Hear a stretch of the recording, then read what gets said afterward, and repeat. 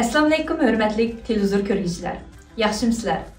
Yaxşımısınızlar. Dünya Uyghur Qurultayı Tor televiziyasının günlük xəbərlər proqramısıga həmminglar xuş gəlibsizlər. Mən riyasətçi İftixar Abdurşid. Mən riyasətçi Zümrətay Erkin. Bugün düşənbə. Hörmətli görürmənlər, tövəndə diqqətinizlər günlük xəbərlər proqramımızdan təfsilatı bolsun. Argentina Cinayət İşlər Federatsiya Ali Soti 11 iyul qarar chiqarib, Buenos Aires Ərziyet Sot Məhkəməsinin Uyğur irqi qırğınçılığı delosi üstüdən sot açmaslik qararını ağdırıb taşlagan. Ma'lum bo'lishicha, Argentina Federatsiya Cinayət İşlər Ali Soti Buenos Aires Ərziyet Məhkəməsinin Dünya Uyğur Qurultayı bilan Uyğur haqlarını qoğduqçı advokatlar Argentina Sot Məhkəməsiga yollagan ərzida təftiş dairələrinin fikrini qabul qilib, bu ərizni arxivda saqlashni qaror qilishi xatolik deb hukm chiqargan. Shundaqla təftiş dairələrinin dərhal tekshirish boshlashini buyurgan. Bu Angliya yuqori sotining yaqinda Uyg'ur majburiy emgak mahsulotlarini tekshirmaslikni qonunsizlik deb qaror qilishdan keyingi Dünya Uyghur Qurultayining qo'lga keltirgan yana bir utqi deb qaralmoqda. Ma'lum bo'lishicha, Dünya Uyghur Qurultayi bilan Uyg'ur haqlarini qo'g'dug'chi advokatlar tashkiloti 2022-yili 8-oyda Argentina asos qonunining universal jinoiy javobgarlikka oid 118-moddasiga asosan Argentina sotiga arz sungan. Halbuki Buenos Aires Ərziyet Sot Məhkəməsi 2023-yili 12-oyda təftiş əməldarining bu delo ustidan sot açmaslik ərzini arxivda saqlash fikrini o'rinliq deb hukm chiqargan. Buning bilan Dünya Uyghur Qurultayı va Uyg'ur haqlarini qo'g'dug'chi advokatlar tashkiloti sotning bu qaroriga norozilik bildirib, Argentina Federatsiya Jinoiy ishlar oliy sotiga arz sungan. Argentina Jinoiy ishlar Federatsiya oliy soti 11 iyul chiqargan qarorda Buenos Aires Ərziyet Sot Məhkəməsinin hukmini ag'dirib tashlagan. Dünya Uyghur Qurultayining 12 iyul e'lon qilgan bayonotida qayd qilinishicha, Argentina Jinoiy ishlar Federatsiya oliy sotining qarori bilan sotchi deloni qayd etish va tekshirish boshlash majburiyatida qoldi ekan. Bayonotda buning vatanimiz Sharq Turkistondagi Turkiya xalqlarini sistemlik bostirishning bir qismi sifatida hozir Xitoy davlat doiralarining o'z xalqiga qarta sodir qilayotgan xalqaro jinoyatda adolatni qo'lga keltirishga yaqinlashgan Uyg'urlar uchun bosish xarakterlik bir payt ekanligi ta'kidlangan. Bu yil 7-oyning 8-kuni Gollandiyaning Den Haag shahrida Dünya Fuqarolar Sot Məhkəməsi ichilib, Xitoy Kompartiyasining bosh sekretari Xi Jinping va uning rahbarligidagi Xitoy Kommunist hokimiyatining insoniyat qarshi jinoyatlari va Uyg'urlar qaratayotgan irqiy qirg'inchilik jinoyati haqida guvohlik berilgan. 11 iyul kundagi guvohlik anglash yig'inida guvohlik beruvchilarning biri Fransiyada yashayotgan lager shoidi Gulbahor Xotivoji xonim tunji bo'lib guvohlik bergan. U o'zining Fransiyadan tuqqan yo'qlash uchun yurtiga borganda tutqun qilinib, lagerga qamalgan chog'dagi kechirmishlar va shohid bo'lgan voqealar haqida guvohlik bergan. Bu qatimliq sotda tadqiqotchi Adrian Sens apandimi Uyg'urlar uchrayotgan irqiy qirg'inchilik haqida guvohlik bergan. Adrian Sens apandi tor orqali bergan guvohligida 2017-yildagi cho'ng tutqun boshlangandan keyin Uyg'ur nufusining shiddat bilan ozayib ketishi, Uyg'urlarning Xitoy o'lkalariga avatilib majburiy emgak kuchlariga aylantirilishi, Uyg'ur bolalarini yotoqliq maktablarga to'plab, ularni o'z madaniyatidan mahrum qilganligi, Uyg'ur ayollarining majburiy tug'mas qilinganligi, Uyg'urlarning asldagi yashash odati,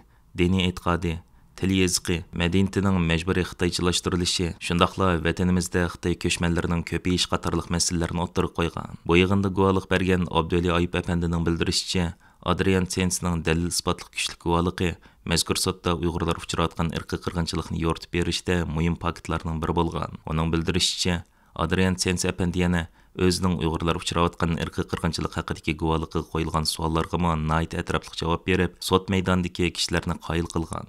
Egilenishicha, Den Haagdagi Dünya Fuqarolar Sot Məhkəməsi ichilishdan ilgari mazkur sotda guvohlik berishga taklif qilingan bir qism guvohchilar Xitoy hukumatining turli shakllardagi ogohlantirish va tahdidlarga uchragan. 11 iyul kundagi guvohlik berish yig'inida tarjimonlik vazifasini ustiga olgan Zubayra Shamsiddin xonimmi bu qatimliq sotning muvaffaqiyatli bo'lganligini bildirdi.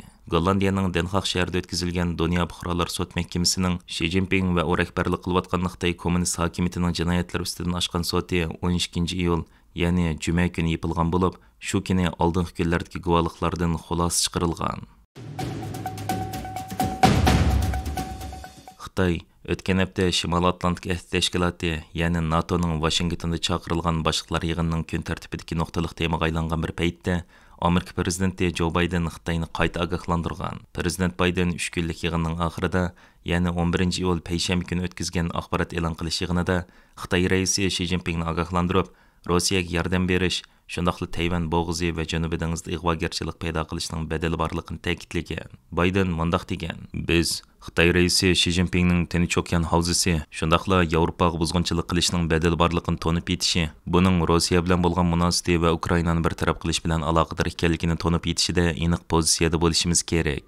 Prezident Baydenning ko'rsatishicha, Beijing Moskvaning urush mashinalarini qurollantirishni davomlashtirgan taqdirda dunyoning ikkinchi cho'ng iqtisodiy gavdasi bo'lgan Xitoy buning bedeli sifatida iqtisodiy foydaga va ko'zlayotgan mablag'ga erisholmaydi ekan. Bayden bu so'zlarni qilishning oldida NATOning bosh kotibi Stoltenberg Xitoyni Hong Kongda demokratiyani bostirish orqali o'z xalqiga zulm qilish, Janubiy dengizda ig'vogarchilik paydo qilib, qo'shnilarga va Tayvanga tahdid solish bilan ayblagan. Stoltenberg yana Beijingning zo'r ko'lamli harbiy qurilishini maxfiy qanot yaydirib, yangi va zamonaviy boshqarilgan bomba va yadro qurollariga zo'r ko'lamda mablag' selayotganligini bildirgan. Stoltenbergning qayd qilishicha, Xitoyning Belorussiya bilan Polsha chegarasida harbiy manevr o'tkazishi istibdod davlatlarining hamkorligini taqim kuchaytirayotganligi, NATOning mudofaa territoriyasi Afrika va Shimol qutbga taqim yiqilishayotganligini ko'rsatmoqda ekan. O'xshash bir vaqtda NATOning muavin bosh kotibi Mercia Guana Xitoyning NATO uchun tahdid ekanligini aytgan. Mercia Guananing Yevro xabarlarining ziyoratini qabul qilganini qayd qilishicha,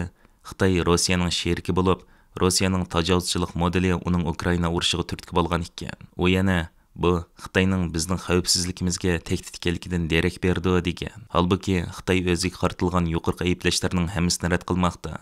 Beijing 11-iyul e'lon qilgan bayonotida NATOga a'zo davlat boshliqlarining o'rtaq xitobnomasini nahaq va yomon g'arazlik deb ayblagan. Mazkur o'rtaq xitobnomada Xitoy Rossiyaning Ukrainaga qaratgan tajovuzchilik urushidagi hal qilg'ich ta'minligicha deb ayblangan edi.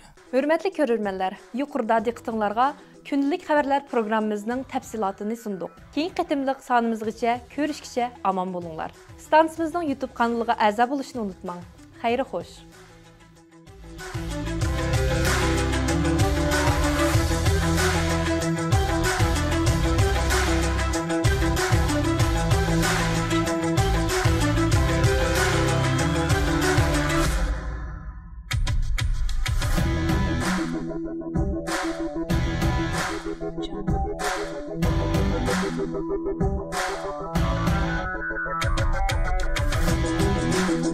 you.